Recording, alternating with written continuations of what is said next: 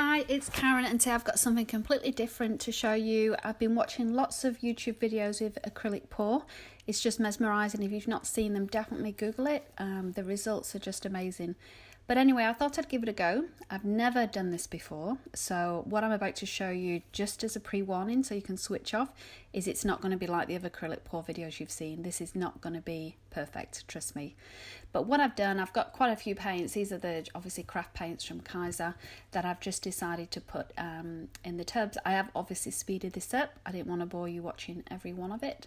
But I think this is my first mistake. A lot of videos you see, they're in separate plastic tubs with the colours.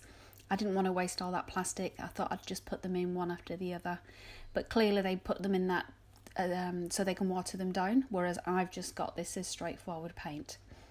So you can see now the effect as it comes down, and it is absolutely beautiful to see all of those different colours.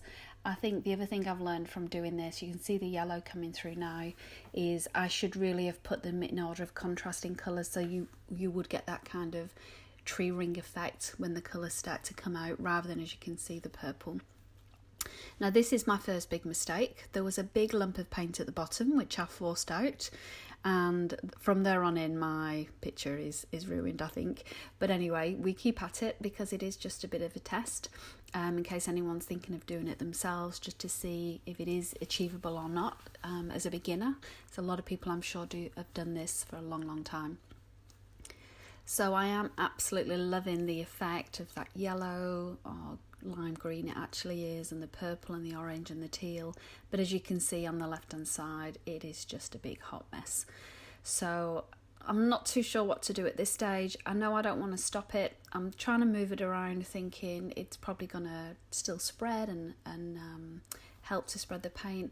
Again, I like the way the effect is going here on the yellow, but as you see above it with the red, yeah, it's just absolutely ruining the design and squishing everything down. So I think, okay, well, let's try and work backwards. And it does kind of help a little bit. It looks kind of volcano-ish. But I decide, you know what, I'm just going to have to try and make the best of it and get rid of that big lump of paint. So I would definitely recommend, if you want to give it a go, try and use separate containers. Try and water down your paint, because on some of these, as you can see, it was the green, I think. That was a big lump of it. It's just, it needs to be fluid. It needs to be able to move freely. So I'm just gently trying to help it on its way here, just to get off my painting, and then hope to rescue it in some way. I think if I hadn't done that, it wouldn't have been too bad actually, because I love the look of the rest of it with those veiny marks. It's just that bottom bit now where I've got the purple and the green, and then the red on the right hand side. And as you can see, be very careful when you're trying to move it, because that's when it certainly does blend and become like a browny colour. So I decided the best way to rescue it is to make some more paint, because I don't want any white bits on this canvas, because I do want to display this in my craft room. So I put some more paints together, and I try and avoid the colours I've already got a lot of, which is those reds and purples. And I'm absolutely loving the teal and the orange on that. I'm even still liking the way that top colour, the yellows and the teals, bleed into the others. I think this could be quite addictive. I do want to give it another go with watered down paints to see if it's a bit easier. But definitely this is something you need to practice at. It's not something you can do quite easy first off the bat. So as I'm adding the rest of those colours, just to try and spread it out, and again I have fast forward it, but only slightly on this one, because it is quite a slow process. I'm then realising actually if I've still got a bit more in that, and if I do spread it across, it is going to try and help make the colours a bit more cohesive, I guess, because I feel like there's two different lots of paintings here. So my idea of doing a separate mix with the colours to try and, oh, and there's the dog. Hello, Fudge. He's always with me when I'm crafting, usually in my craft room. You see, this actually is an outside video just because I knew it was going to be very messy. But to get back to my point, I thought what I did, if I spread it across all of it, then it would be yeah, just another effect again. So I really do like that effect. I think next time I'll probably do that at the beginning, just to get those veiny lines through, and probably a bit more across, so it doesn't look like just a square effect. So we're almost coming to the end of the video. I hope it's given you some kind of ideas on having a go yourself, and like I say, when you see the professionals do it, man, you really do appreciate the art of it when you see some of the others.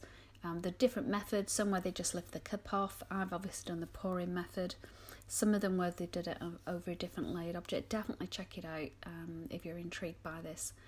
What I'm doing here is just trying to nudge it through, and I've seen you see I'm just banging it there to try and push it in the direction I want, but then I realise I've still got a lump at the top, and that's when I think, oh, my poor painting, it was kind of getting recovered, and now it's getting all messy again.